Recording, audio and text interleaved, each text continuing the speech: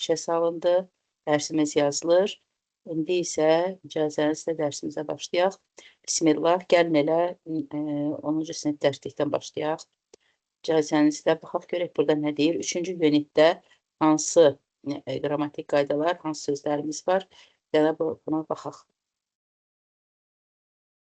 Deməli, burada bizdən hansı tapşırığı verir? Read the text about Novruz holiday. What other information about this holiday would you add? Novruz bayramı haqqında burada bəzi məlumatlar verilib. İndi siz bunu özünüz oxuyarsınız. Sadəcə qrammatikaya baxaq. Yenə qaydarıq bura. Hə, sözləri də bir sürətlə izah edeyim, baxaq. Deməli, date back hansısa bir ilə təsadüf etmək, yəni tarixi bu vaxtdan başlamaq. Yəni, belə deyim də, asan olsun, baş verib bu hadisə, filan vaxtı, keçmişdə, hansısa bir zamanda baş verib. Annual, illik, yəni ildə bir dəfə baş verən hadisə. Festivities, bayramlar, şənliklər, festivallar. Excuse, üzür, bəhanə. Live, canlı. Range, sıralama. Ritual, mərasim. Preserve, qoruyub saxlamaq. Və biz bunu keçən dəfə keçmişdik axı. Mənə elə gəlir. Təkrar deyil. Mənim yoldaşlar zəhmət olmasa açın. Hə, yox, təkrar deyil. Və burada... Yəni, biz 3-cü bölmənin tapşırıqlarını da eləmişik.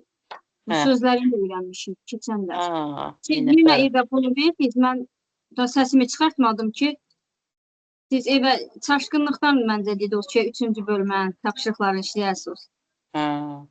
Yəqin ki, adverb clause contrast. Bunu keçməliyik. Yəni, ziddiyyət budaq cümləsi. Bir var güzəşt budaq cümləsi, bir də var ziddiyyət. Əslində, bunların hər ikisi Azərbaycan dilində elə ziddiyyət budaq cümləsi kimi tərcümə olunur. Biz ziddiyyət, əgər 3-cü uniti keçmişiksə, deməli, biz ziddiyyət budaq cümləsi haqqında keçmişik.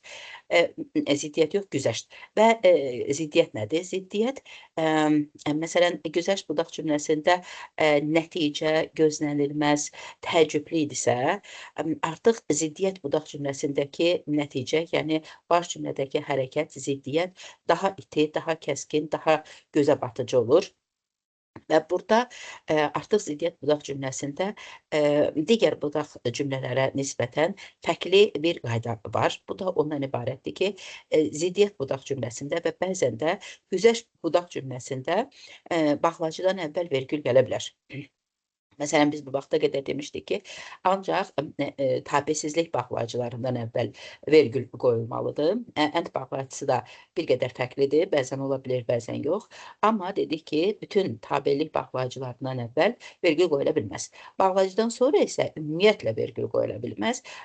Bu ancaq bağlacı zərflərə aiddir ki, bağlacı zərfləri də elə bağlacılardan fərqləndirən əsas əlamət bağlacılardan sonra heç vaxt vergül qoyulmur, amma bağlayıcı zərflərdən sonra adətən vergül qoyulur. İki cümlənin arasında böyük hərflə yazılır və yaxud da nöqtəli vergüldən sonra yazılır. Əsasən cümlənin əvvəlində gəlir və vergüllə ayrılır. Deməli, bu ziddiyyət bildirən bağlayıcılarda bu günlərim tanış olacaq. Bunlar hansılardır? Whereas, while və bir də whilst var ki, bu dərslikdə vermir. Bunların hər üçü ziddiyyət budaq cümləsini baş cümləyə bağlayan bağlayıcılardır və adətən özlərindən əvvəl vergül gəlir. Yenə də bu dərsə qayıdarıq və bu tapşırıqları bir yerdə eləyərik. İcazənizlə mən biraz deməli, mübtədə haqqında danışım. Mübtədə cümlədə mövqeyi hardadır, harda yerləşir. Mübtədəni necə təyin edirik? Mübtədə hansı nitq hissələri ilə ifadə oluna bilər? Biz əslində bu barədə artıq demək olar ki, biraz danışmışıq. Mübtədə budaq cümləsini keçərkən demişdik ki, mübtədə nəinki bir sözlə, bir isimlə, hər hansı bir nitq hissəsi ilə və eyni zamanda bütün bir cümlə ilə də ifadə oluna bilər. Və buna demişdik mübtəda budaq cümləsi. Və bir cümlənin, bir nəqli cümlənin bir dənə mübtədəsi olduğu üçün demişdik ki, mübtədə budaq cümləsində bir cümlə bir mübtədənin yerində olur. Ona görə də adətən mübtədə budaq cümləsində xəbər tək olur. İndi isə biz təkcə mübtəda budaq cümləsi haqqında yox, ümumiyyətlə hansı nitq cümlədə mübtəda ola bilər, mübtədənin yeri nəqli cümlədə hardadır, bu barədə danışacağıq. Adətən biz swapped belə bir qayda bilirik ki, nəqli cümlədə söz sırası belədir. Subject, verb, object, place, time. Yəni swapped belə bir düsturumuz var. Cümlənin, nəqli cümlənin əvvəlində mütləq şəkildə mübtəda gəlir. Və mübtəda müxtəlif nitq hissələri ilə o cümlədən isimlə, adlı halda olan isimlə, yəlik halda olan isimlə, yəni əlbəttə ki, bundan sonra bir isim gəlir və yəlik halda olan isim özündən sonra gələn isimlə birlikdə cümlənin mübtədası olur. İndi bu nə deməkdir? Gəlin baxaq. Baxın, belə bir cümlə var. Deyir ki, Tom works at a large factory. Burada kim? Bizim cümləmizin mübtədəsidir. Tom nə edir? Böyük bir fabrikdə işləyir. Deməli, mübtədə burada nə ilə ifadə olunubdur? Bir dənə adlı halda olan isimlə. Və burada bir şey də diqqətinizə cəlb eləmək istəyirəm icazənizlə. Bu da ondan ibarətdir ki, Tom üçüncü şəxsin təkidir və ona görə də xəbərlə görün necə uzlaşıb.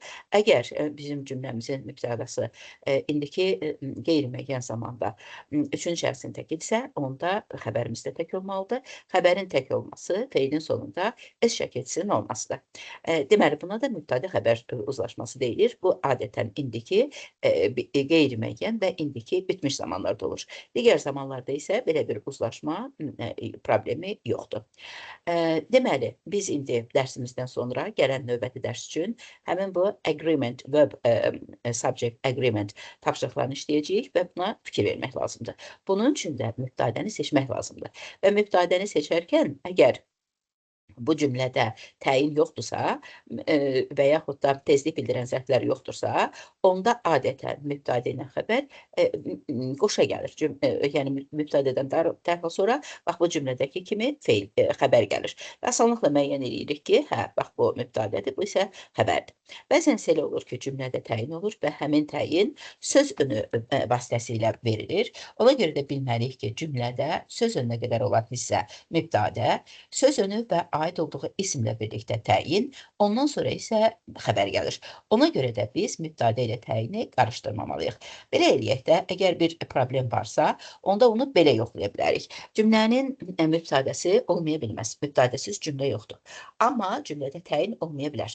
Əgər siz of və onun aid olduğu ismi cümlədən kənar edəndən sonra cümlədə heç bir qrammatik dəyişiklik olmursa, onda deməli bizim mübtədəmizə asanlıqla təyin edirik ki, həqiqətən də söz önünə qədər olan hissə mübtəda, söz önü və aid olduğu isim təyin, sonra isə xəbər gəlir. Yəni demək məqsədim nədir? Bəzən testləri işləyəndə mübtədəni yox, təyini xəbərlə uzlaşdırırlar. Yadımıza salaq ki, söz önünə qədər olan hissə mübtədədir. Söz önü və aid olduğu isimlə birlikdə isə adətən həmin o mübtədənin təyin olur. Və deməli, biz burada nə öyrəndik? Öyrəndik ki, adlı halda olan isim cümlənin mübtədəsi ola bilir. Davam edirik. Daha nə ilə ola bilər? Baxın, burada ekranda siz özünüzdə görürsünüz. Pronoun. Yəni, bir əvəzlik ola bilər. Məsələn, I want a bath before going to bed. Yatmazdan əvvəl duş qəbul etmək istəyirəm. Eyni zamanda işarə əvəzliyi həm isimlə işlənəndə və yaxud da tək işləndikdə cümlədə mübtəda funksiyasında çıxış edə bilər. Məsələn, this is a friend of mine. Bu mənim dostlarımdan biridir. Baxın, kim bu?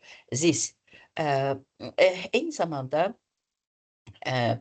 deməli, təyin əvəzlikləri, qeyri-müəyyən əvəzliklər, inkar əvəzlikləri, yəlik əvəzlikləri aid olduğu isimlə bir yerdə və yaxud da sual əvəzlikləri də cümlədə mübtəda ola bilər. Məsələn, everybody was present at the meeting. Cümlənin mübtədəsi qeyri-müəyyən əvəzliklə ifadə olunmuşdur. Father, someone wants to see you downstairs. Everybody, someone. Bunlar, deməli, everybody təyin əvəzliyi, someone isə qeyri-müəyyən əvəzlikdir və hər ikisi cümlədə mübtəda ola bilir. Nothing will come out of it. Onun içindən bir şey çıxmayacaq. Nothing inkar əvəzliyidir. Yenə də bu cümlənin mübtədəsidir.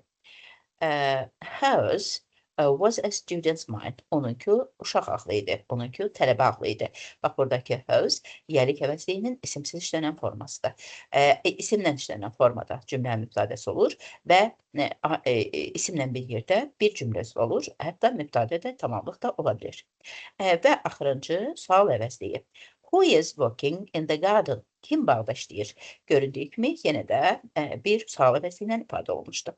Deməli, biz burada nə öyrəndik? Öyrəndik ki, nəqli cümlənin söz sırası swapped, subject, verb, object, place, time belə bir düsturla ifadə olunur və cümlənin mübtədəsi müxtəlif nitq hissələri ilə isim, sifət, say, əvəzlik, şəxs əvəzliyi, işarə əvəzliyi, qeyri-müəyyən və təyin əvəzliyi, inkar əvəzliyi, yəlik əvəzliyinin həm isimlə işlənən, həm də isimsiz forması və o cümlədən sual əvəzlikləri də cümlədə mübtədə funksiyasında çıxış edə bilər. Daha hansı cümlə üzvləri cümlədə mübtədə ola bilir? Məsələn, substantivized adjective, yəni isimləşmiş sifətlər. Bilirik ki, gəlin baxaq görək, biz təkrar edək görək isimləşmiş sifət nədir? İsimləşmiş sifətlər adətən ya bir qrup insana, ya da millətə aid olur. Əsas göstəricisi artikel ilə işlənməsidir. Azərbaycan dilində də belə isimləşmiş sifətlər var. İsimləşmiş sifətlər əgər cəm şəkilçisi qəbul edirsə Azərbaycan dilində, onda mübtədə olur. Və ingilis dilində isə bunun əsas göstəricisi artikel ilə işlənməsidir. İsimləşmiş sifətlər cəmlənmir. Cəmlənmədən cəm bildirir, özündən sonra isim qəbul etmir və xəbər həmişə cəm olur. İsimləşmiş sifətləri yəlik alır, ancaq of sözü ilə düzəlir. İndi bir example-a baxaq. The rich were my enemies. Varlılar mənim düşmənlərimdir. Baxın, the rich isimləşmiş sifətdir. Kim? Varlılar. Cəm şəkilçisi yoxdur, amma cəmlik bildirir. Özündən sonra isim yoxdur. Birbaşa xəbər gəlib və bu xəbər cəmdədir. Digərinə baxaq. The unemployed organized a large demonstration some days ago. İşsizlər bir neçə gün əvvəl böyük bir nümayiş təşkil etmişdilər. Kim? İşsizlər. Bunların hər ikisi həm the rich, həm də unemployed isimləşmiş sifətdir və cümlədə mübtədə funksiyasında çıxış edir. Davam edirik, zəhmət olmasa. Numeral, cardinal, ordinal. Həm miqdar, həm də sıra sayları isimləşərək cümlədə mübtədə ola bilir. 50 cannot be divided by 7. 50 7-yə bölünə bilmir. Nə? 50 cümlənin mübtədə funksiyasındadır. Nitq hissəsi kimi saydır. The first was my brother. İkinci mənim qardaşım idi. Kim? The first. Sıra saydı. Bilirik ki, sıra sayları article ilə işlənir. Burada isə isimləşib və cümlədə mübtədə funksiyasındadır. Eyni zamanda cümlədə feilin şəxsiz formaları infinitiv, yəni məstər, məstər tərkibi, məstər birləşməsi, gerund mübtədə ola bilər. Biz orta məktəbdə 8-ci sinifdə bu deməli feilin şəxsiz formalarını keçirik. Feilin şəxsiz formaları isimləşmiş feil deməkdir. Nətər ki, substantivized adjectives deyəndə isimləşmiş bir sifətdən söhbət gedirsə, feilin şəxsiz formaları burada 3 dənədir. Deməli, məstərdir, gerunddur və feil sifətdir. Bunlardan ikisi məstərlə gerund isimləşmiş feildir. Feil sifət isə elə adından göründüyü kimi sifətləşmiş feildir. Ona görə də bunlar da isimləşdiyinə görə ismin funksiyalarını yerinə yetirə bilir. Yəni cümlədə həm mübtəda, həm də tamamlıq funksiyasında çıxış edə bilir. Bir şey yadımıza salaq ki, əgər məsələn bunlar isimləşmiş olsa da əslində bir nitq hissəsi kimi mənşəcə feildirlər. Ona görə də baxmayaraq ki, isimləşib, həm də feilin xüsusiyyətlərini də daşıyır. Məsələn, biz əgər cümlədə isimdən istifadə ediriksə, bu isim heç vaxt mübtədə funksiyasında olanda özündən sonra nə tamamlıq qəbul eləmir, nə də zərflə təyin olunmur. Çünki isim nə cümlədə əgər mübtədədirsə tamamlıq qəbul etmir, nə də isim heç vaxt zərflə təyin oluna bilmir. Amma həm məstər, həm də gerund mənşəcə feildilər, isimləşiblər. Ona görə də özlərindən sonra həm tamamlıq gələ bilir, həm də zərflə təyin ola bilirlər. Məsələn, indi gəlin biz bir neçə misala baxaq və bu dediklərimin nə olduğunu bir də sadə şəkildə izah etməyə çalışacağım. Baxın, birinci cümlədə deyir ki, to see is to believe. Görmək inanmaqdır. Nə görmək? To see bir məstərdir, sadə məstərdir, tərkibi yoxdur və cümlənin mübtədəsi funksiyasındadır. İkinci, üçüncü misallarda isə məstər tərkibidir. To be a rich man is not always happiness. Varlı insan olmaq, nə olmaq? Varlı insan. Baxın, burada to be olmaqdan başqa, yəni məstərdən başqa, eyni zamanda birləşmə də var. Nə olmaq? Varlı insan olmaq. Yəni, bayaqlarım sizə dedim, məstər bir nitq səsi kimi feil olduğuna görə özündən sonra tamamlıq qəbul edir. Bax, bu da bir tamamlıqdır. Nə olmaq? Varlı insan olmaq. Həmişə xoşbəxtlik deyil. İndi növbətinə baxaq. For me, to see her that day was impossible. Bu da yenə bir məstər tərkibidir. Mənim üçün onu həmin gün görmək qeyri-mümkün idi. Və daha nə ilə ifadə olunur? Gerundla.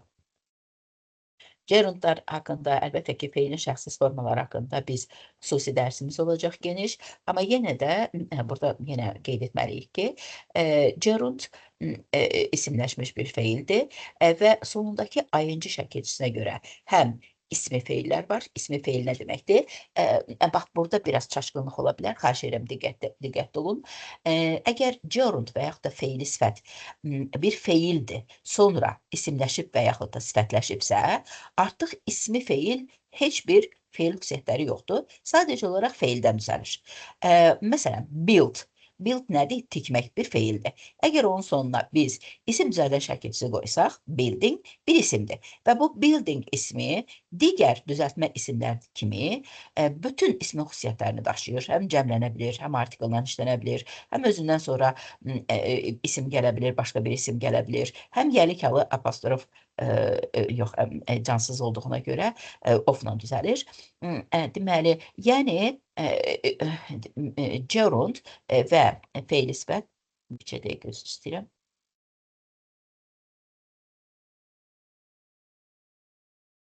Gerund və feili sifət əgər mənşəcə feildirsə, artıq feili isim bir isimdir, sadəcə olaraq feildən şəkilci vasitəsilə, ayıncı şəkilcisi vasitəsilə düzələn bir isimdir. Ona görə də biz bunları bir-birindən ayıra bilməliyik ki, bizim cümləmizdəki ayıncı sonluqlu söz gerunddur, feil sifətdir, yəni participle one'dır, yoxsa verbal noun'dur. İndi əgər gerunddan danışırıqsa, baxaq görək, belə bir misala baxaq.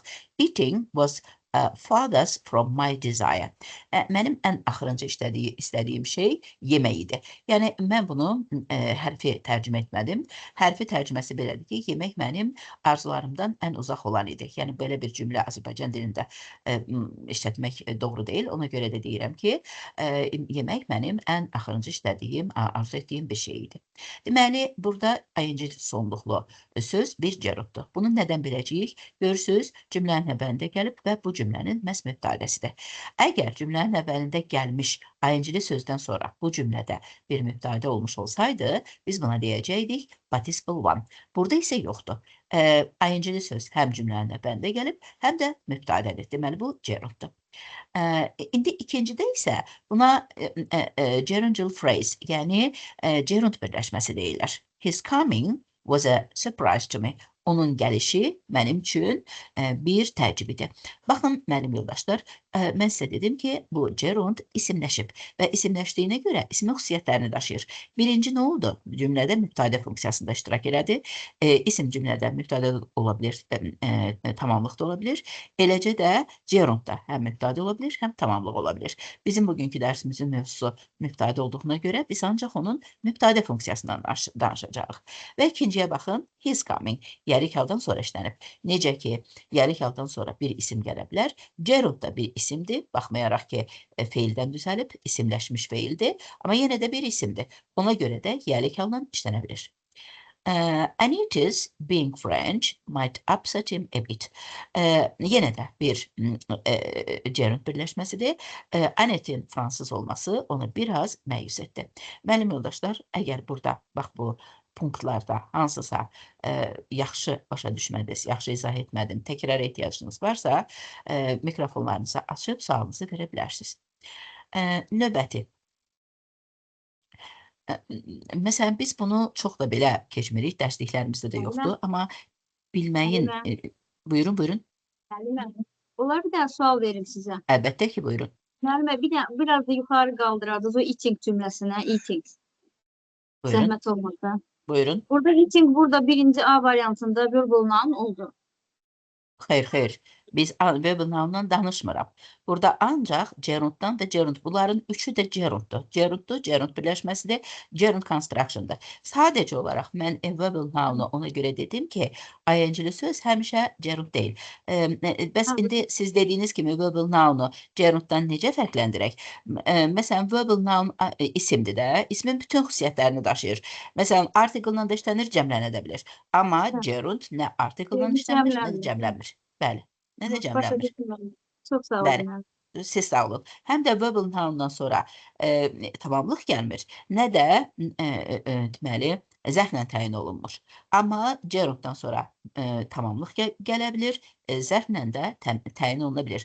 Yenə də, bax bu gerunddan danışanda bunu ətraflı izah edəcəm. Və bu növbəti 7, bəlkə də heç rast gəlməmisiz, heç məsələn dərsliklərimizdə də yoxdur, amma mətnlərdə rast gəlinir, yəni bilməkdə bir fayda var. Bəzən bir deməli, sitatda cümlədə mübtədə ola bilir. Beneath is a proposition. Deyir ki, beneath bir sözünüdür. Nobody is a negative pronoun. Bunda görürsünüz. Nobody negatif, yəni inkar əvəzliyidir. Növbəti 8. Biz bunları mübtədə xəbər uzlaşmasında bir dəfə keçmişdik. İndi dərsdə kim iştirak etmişdirsə, yəqin ki bilir. Əgər cümlədə and bağlayıcısı varsa və and bağlayıcısı ilə bağlanan mübtədələr adətən xəbəri cəm tələb edir. Amma bəzən elə olur ki, and bağlayıcısı ilə bağlansa da bu bir ismin adı olur. Məsələn, Azərbaycan dilində mən sizə demişdim, pendir çörək. Məsələn, İngilizlərdə bu yoxdur. Onlar deyirlər bread and butter. Sonra, məsələn, bread and water. Bunlar bir ümumi bir məfhumun adı olanda xəbər tək olur. Amma digər hallarda, hətta deməli, iki sayılmayan isimdə and bağlayıcısından bağlanırsa, məsələn, tea and coffee, ayrı-ayrı. Onda yenə də xəbər cəm olur. İndi bu nə deməkdir? Bax, bir var deyirsən ki, pomidor və tutaq ki, pendir, yumurta stolun üstündədir. Ayrı-ayrı isimləri adını çəkirəm. Bir də var ki, bir yeməyin adıdır, pomidor yumurta və yaxud pendir çörək bir yeməyin adıdır. Bal və qızardılmış çörək, deməli, honey and roast. Bax, elə buradakı kimi bread and water. Baxın, bu bir məfhumun adı olduğuna görə xəbər tək olur. Bread and water is plainest and cheapest possible food. Deyir ki, su çörək, yəni deyir, o qədər kasıbdır, belə bir ifadə var, o qədər kasıbdır ki, quru çörəklə su ilə dolanır. Bax, bu mənada bir dolanışıq tərzi, bir, necə deyim, bir məfhum, bir bütöv olduğuna görə, deməli, xəbəri tək götürüb. Adi halda isə ədlə birləşən deməli, nədir, mübtədələr xəbəri cəm götürür. Baxın aşağıya. The red and the white rose are both beautiful. İki dənə ayrı-ayrı güldən bəhs edir. Biri qırmızı, digəri isə qızıl güldür. Ona görə də xəbərimiz də cəmdir. Are beautiful. It. Necə olur ki, it cümlədə mübtədə olur. Hələlik ki, bunu saxlayıram növbəti dərsə. Çünki itlə olan mübtədələr həm şəxssiz cümlələrdə işlənir. Həm də şəxsli cümlə ola bilir. Yəni, itlə, zeri-zera ilə başlayan cümlə tipləri xüsusi cümlə tipi olduğuna görə hələ ki burada dayandırıram və sizdən xahiş edirəm, bax bu testləri mübtədə və xəbər uzlaşmasından bir 50 dənə yazarsınız. Xahiş edirəm, qeyd edin gələn dərsimiz üçün.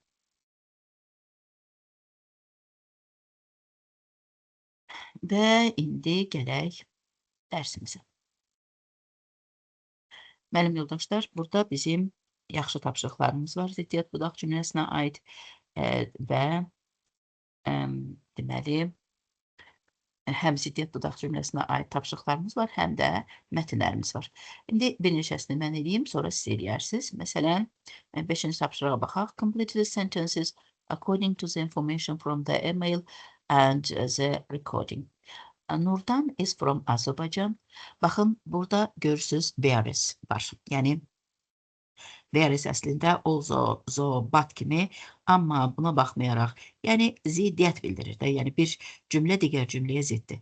Sadəcə olaraq burada elə bir cümlə qurmalıyıq ki, bunlar hamısı da yaradıcıdır. Ona görə yaxşı olaraq elə 5-in də altını da saxlayaq biz ev tapşırığı kimi özünüz burada cümlə düzəldərsiniz. Elə bir səbəb deməlisiniz ki, ziddiyyətli bir cümlə deməlisiniz ki, çox ziddiyyətli olsun, kəskin olsun, gözə batan olsun.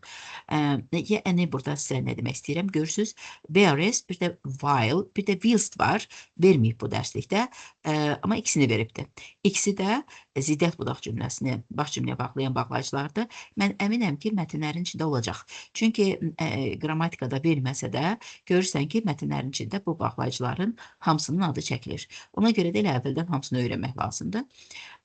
Və görürsünüz, hər ikisindən sonra vergül var. Deməli, ziddiyyət bildirən bağlayıcılardan əvvəl tabesiz bağlayıcılarında olduğu kimi həmişə vergül qoyulur. Amma o zaman vergül qoyulur ki, yəni ikinci tərəfdə gəlsin də. Onsuz da birinci tərəfdə gələndə həmişə biz budaq cümlədən sonra vergül qoymuşuq. Amma bu cür cümlələrdə hətta deməli bağlayıcıdan əvvəldə, yəni ortada gəlsə də vergül qoyulmalıdır. Eynən tabesiz bağlayıcılarda olduğu kimi.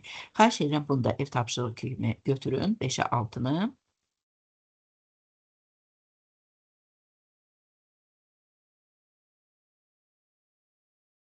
Sözlərimiz var. Səhvəndəyim. Səhvə 51. 51, 4-5. Aha, buyurun. Baxaq ikinci tapşırığa. Burada extinct baxaq görək hansı uyğun gələ bilir. Deməli, qoyuq birsə baxaq. Endangered. To risk of no longer existing, survive, continue to live or exist, indigenous of people and their culture coming from a particular place and having lived there for a long time, extinct, no longer existing. Asan idi, bilirəm ki, bilirsiniz, ona görə bunun üzərində dayanmaq istəmədim. Bu işləri özümüz işləyərik bir yerdə.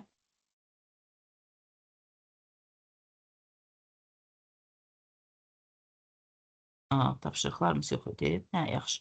Buna yiyik. Deməli, comparison paragraf. Paragraflar haqqında mən hər dəfə təkrar eləmək sevirəm. Çünki ola bilər ki, hansısa dərsdə olmamısınız və yaxud da daha yaxşı sizə izah lazımdır. Paragraf esse kimidir. Sadəcə essedən fərqli olaraq həcmcə biraz az olur. Paragrafda da, essedə də biz eyni informasiyanı çatdıra bilirik. Sadəcə olaraq paragrafda verilən informasiyanın həcmi essəyə nisbətən bir qədər kiçik olur. Çünki paragraf 3 hissədən ibarətdir, amma esse 3 paragrafdan ibarətdir. Ona görə də bu fərq ancaq bundadır. Amma eyni bir informasiyanı həm paragrafda, həm də essedə çatdırmaq olar. Və bunun dedik ki, 3 hissəsi var. Topic sentence, supporting sentences və bir də conclusion sentence. Eyni zamanda bunların növləri də var. Biz bunlardan descriptive paragraph, sonra indi bu günlərim comparison, yəni müqayisə paragrafı, descriptive, bunların bir neçə növünü keçmişik. Bu günlərim isə müqayisə edici paragraf növünü keçirik. Və baxaq görək bu hansı məqsədlə işlənir. Hansısa bir isim, hansısa bir hadisə, hər hansı bir ideya və yaxud da hər hansı bir əşya digəri ilə müqayisə edilir. Onların arasında oxşar və fərqli cəhətlər izah edilir. Baxırıq. Purpose, məqsəd, yəni deyir ki, bu paragrafı yazmaqda məqsəd nədir? Nə üçün bunu biz yaradırıq? A comparison contrast paragraph shows the similarities or differences between two people, things or ideas. Ya iki isim, ya iki insan, ya da iki ideya arasında oxşar və fərqli cəhətlər müqayisə edilir. Və əsas xüsusiyyətləri hansıdır? Birincisi oxşarlığı müqayisə edir, digər tərəfdən isə fərqliliyi müqayisə edir. Similarities between two things, differences between two things. Və burada ancaq bu, əgər bir deskriptiv paragraf yazırsansa, ya oxşarlıqdan, ya fərqdən danışmalısan. Məsələn, təsvir edicidə kimi sözlərlə təsvir yoxdur. İnformasiya verici paragraflar kimi hər hansı bir hadisə haqqında danışmırsan. Sadəcə oxşar və fərqli cəhətləri müqayisə edirsən. Və artıq sən topic sentensdə birinci cümləni yazarkən bunu oxuyan oxucu başa düşməlidir ki, sən burada nə isə bir-biri ilə müqayisə edirsən. Və indi baxaq, burada həm futbol yazılıb, həm soccer yazılıb. Bilirsiniz ki, futbol oyununun iki müxtəlif adıdır və indi bizə bir comparison paragraf verir. Yəni, burada biz futbol haqqında two varieties of English, əslində futbol yox, İngilis dilindəki müxtəlifliklər və eyniliklər, oxşarlıqlar haqqında. Yəni, İngilis dilində nə müxtəliflik və oxşarlıq ola bilər? Məsələn, biz hamımız bilirik ki, British English var, American English var, hətta hər bir ölkədə, məsələn, İranda bir başqa ləhcə ilə danışırlar, elə öz ləhcələrinə uyğun danışırlar. Kanadada xüsusən də ən çətin tələffüzü olan, mən öz təcrübəmdən bilirəm, tərcüməçi işlədiyim dövrlərdə onların tərcüməsini başa düşmək, onların danışığını başa düşmək çox çətindir. Şotland İngilisi çox çətindir başa düşmək. İndi burada da İngilis dilinin haqqında belə bir comparison paragraf var. Kəmilə xanım, buyurun, zəhmət olmasa hərəmiz biraz oxuyaq, bunu izah edək. Biraz da vaxtımız qalsın, sözləri, yoxsa söz verməmişdim. Gələn dəfə üçün zəhmət olmasa, deməli, 4-cü unitdən öyrənərsiniz. Buyurun, Kəmilə xanım, zəhmət olmasa başlayın. Although US English and British English are mutually understandable language, there are quite a few Languages, müəllimə xahiş edirəm, tələsməyin, diqqətli olun. Languages, there are quite a few differences. Baxmayaraq ki, Amerikan İngilisi və Britaniya İngilisi başa düşülən dil deyil, orada... Başa düşəndir, müəllimə. Qarşılıqlı sürətdə bir-birini başa düşürlər. Türklə Azərbaycan dili kimi, hələ ondan da yaxın. Onlar iki fərqli ləhcədir, türklərlə Azərbaycan dili. Amma bunlar eyni dilin müxtəlif dialektləridir də. Yəni, Azərbaycanın dialektləri yoxdurmu? Məsələn, Qazax, Qarabağ dialekti. Belə bir dialektlər fərqi var. Buyurun. Başa düşülən dil olmasına baxmayaraq bir neçə fərqlilik var. Bəli, çox üzr istəyirəm, müəllimə, çox üzr istəyirəm. Siz bax, bu cümlənin, oxuduğunuz cümlənin xəbərini zəhmət olmasa göstərin. Müəllimə, zero, müəllimə, burada zero. Bəli, zerlə ar, bu ikisi bir yerdə mübtədə xəbərdirlər. Burada zerdir mübtədə. Zera, differences, bax budur. There are differences. Bax, bu A differences daha doğrusu. Xəbər iki hissədən ibarət olur. Yəni, bu görürsünüz də ismi xəbərdir. Biri birləşdirici feil. Bu birləşdirici feil deyəndə linking verb. Bu təcə to be demək deyil. Məsələn, burada ola bilər to be, to become, to turn, to grow, hətta to go, baxmayaraq ki, go, hərəkət etmək, getmək deməkdir. Eyni zamanda çevrilmək mənasında işlənir. Məsələn, bu birləşdirici feil nədir? Bir var deyirəm ki, turn page 66. 66-cı səhifəni çevir də. Bir də var deyirəm ki, turned yellow. Məsələn, leaves color turned yellow. Bitkilərin rəngi, nədir bu? Yarpaqların rəngi sarıya çevrildi. Bax, burada əgər haldan vəziyyətdən danışırsansa, bu birləşdirici feildir və həmin birləşdirici feillər özündən sonra adlar tələb edir. İsim, sifət, say, əvəzlik və burada da differences, nə? Fərqlər, müxtəlifliklər. To be üstəgələk noundur. Bax, bu xəbərdir. Yaxşı, bəs onda quite nə deməkdir? A few nə deməkdir? Niyə burada işlənib? Zəhmət olmasa bunların da funksiyasından danışaq. Dərəcə zərfidir. Tamamilə doğrudur. Dərəcə zərfidir. Elə bilin ki, veridir də. Nə tər şeydirsə, müəllimlər də, uşaqlar da verini rahat mənimsəyir. Amma quite olanda, razı olanda biraz artıq bunu biraz başqa cür başa düşürlər. Tamamilə dərəcə zərfidir.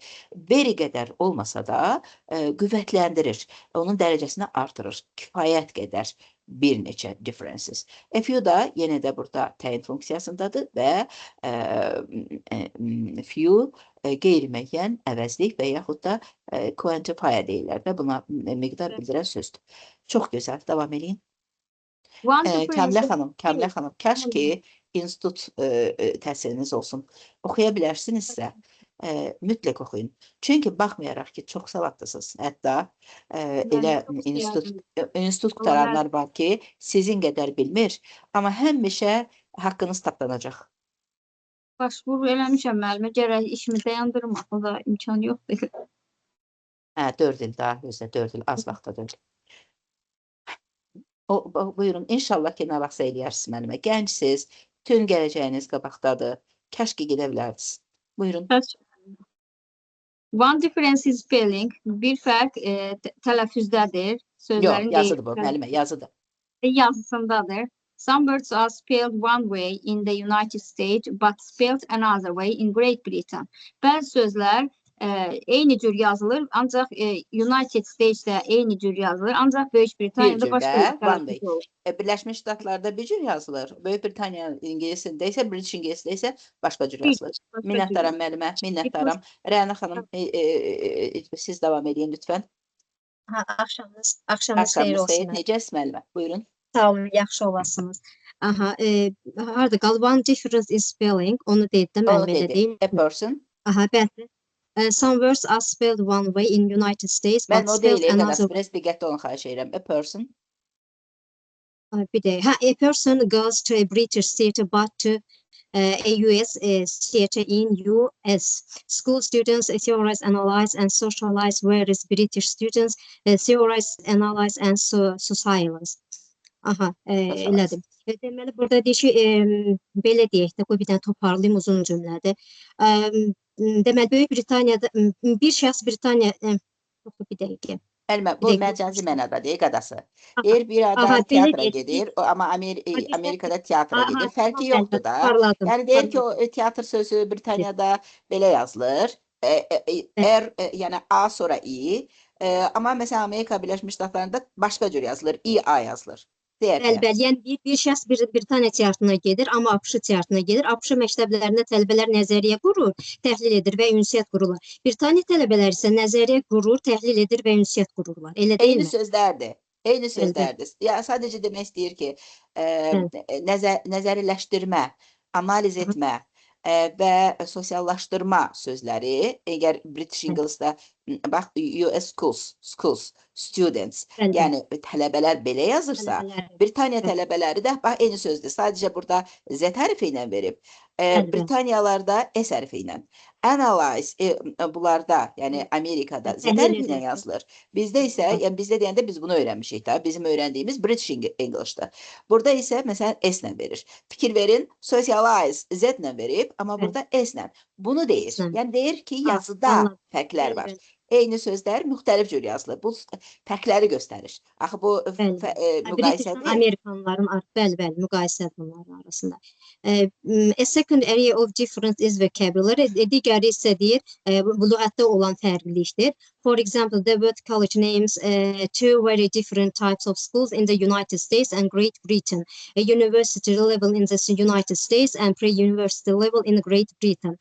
Orada deyir ki, məsəl üçün deyir, eşidirsiniz müəllimə? Əlbəttə ki. Üzr Bunların istəyirəm. məna fərqi Yox, tək kəsildi, fərqlidir elə də. bildim ki, ona görədir. Deməli, deyir, məsələn, deyir, college sözü ABŞ və Böyük Britaniyada iki çox fərqli məktəb növünü ifadə edir.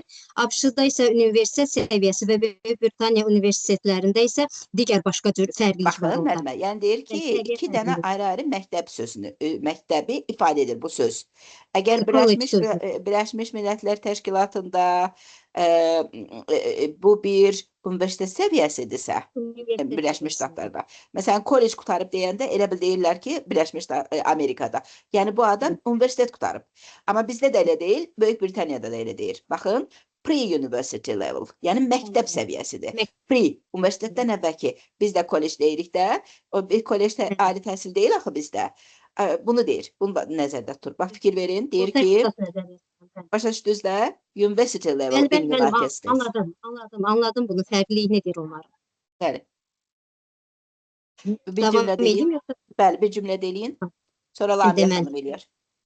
Also, British university students live in halls on campus and in flanks of campus, but US students live in dormitories and campus and in apartments of campus. Mən bu da elə deməklər ki, onun davamı gətirir. Həmçinin Britaniya Universitetinin tələbələri də deyir, bu dormitories bu şeydir də, yataqxana.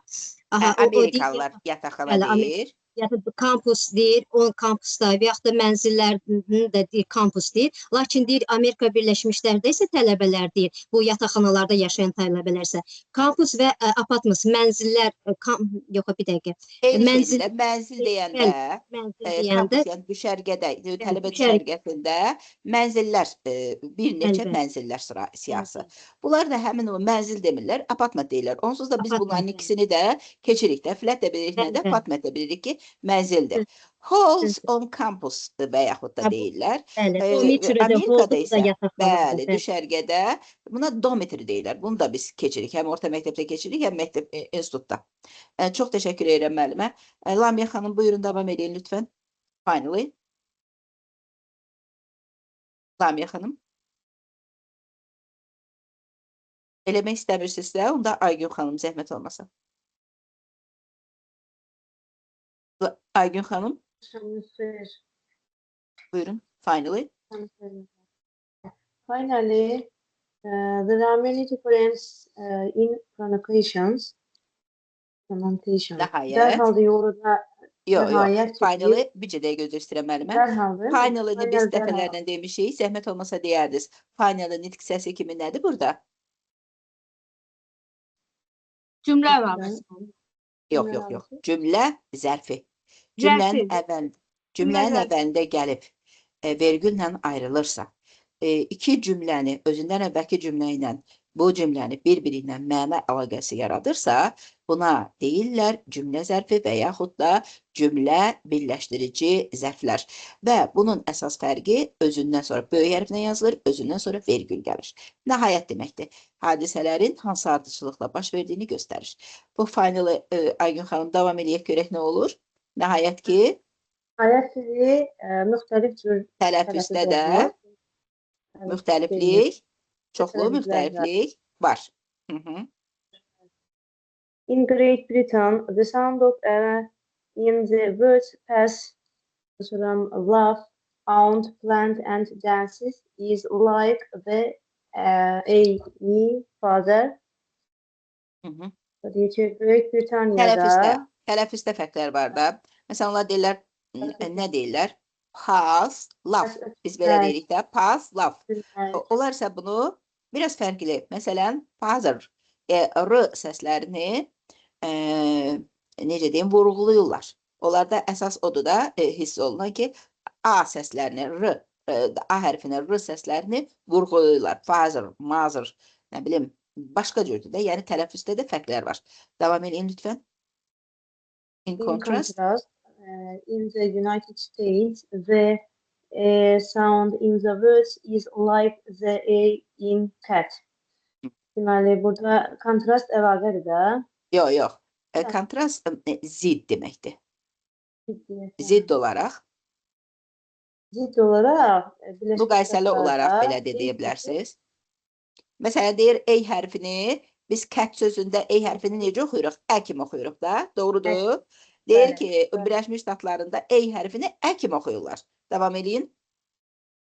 All in all, so there are differences between the English spoken in the United States and the English spoken in Great Britain. They understand each other most of the time. Hı hı. All in all, bütün hamısı Bəli, deməkdir. bəli. Bütövlükdə. Bütövlükdə baxmayaraq ki, müxtəlif ingilislərin arasında Birləşmiş İngilis, Ştatlarla British English'la Amerikan English arasında fərqlər var. Amma onlar demək olar ki, əksər hallarda Amma bir-birini yaxşı başa düşürlər. Eyni Yaxşı anda başa yaxşı. düşürlər. Bəli, bəli, başa düşürlər. Amma fərqlər var da. Hı. Hı hı. İndi gəlin bunların başlayaq izah eləməyə. Lamia xanım, siz qoşulmaq istəmirsiniz? Kəmilə xanım, zəhmət olmasa. Lamia xanım açdı. Salam, salam. Lamia xanım, gəlin bu suallara cavablandıraq. Birinci sual oxuyun lütfən. What's the topic of the paragraph? Paragrafın mövzusu nədir? Hı -hı. Nədən danışdı? Paragrafda the world of language. Dəqiqə. Bax müəllimə. Elə bil ki, görürsünüz, bax bu xəbərdir də is. Görürsünüz, topikdən, xəbər mübtədədən əvvələ keçib. İndi siz bunu cavablandıranda sual əvəzliyinə atın və xəbərlə mübtədənin yerini dəyişin, nəqli cümlədəki kimi. The topic of the paragraph is. Sonra deyən. Bəli, bax yenə deyirəm. Bircə də gözü istəyirəm Lamia xanım, xahiş edirəm yadınızda saxlayın. Əgər siz xüsusi sual cümlələrini cavablandırmaq istəyirsinizsə, sual əvəzliyini atın, mübtədə ilə xəbərin yerini dəyişin. Cümləniz belə başlayacaq. The topic of the paragraph is. Və indi baxaq görək nə idi? Mən də bunu indirirəm aşağı. Varieties of English. Bəli. Baxın. Kəmilə xanım, çox üzr istəyirəm. Lamia xanım bir dəfəlik başa düşsə, artıq çətinlik çəkməyəcək. Və bunun adı nə idi? Two varieties of English. İngilis dilinin iki fərqli növü. İki dənə fərqli ingilis dili. İndi əgər başa düşdünüzsə, ikinci sualı oxuyun, cavablandırın. Lamia xanım. What's the topic sentence of this paragraph? Bu paragrafda Topic sentence hansıdır? topic sentence hansıdır? Cümlənin əsas mövzusu hansıdır? Müəllimə, mən deyim. Yox, xahiş edirəm Kəmilə xanım, xahiş edirəm. Qoy Lamia xanım bir dəfə başa düşsün. Cümləni qurun, sonra biz baxarıq ki, topic sentence taparıq sizlə bir yerdə. Cümləni necə quracaqsınız? Bayaq dediyim kimi eləyin. Topic sentence of this paragraph is. Ay, sağ ol. İndi gəlirik yuxarı və Lamia xanım, tələsməyin.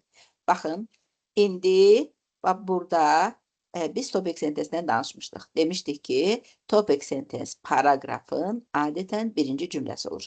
Deməli, bax bu birinci cümlə topic sentence-dir. Topic sentence nədir? Giriş.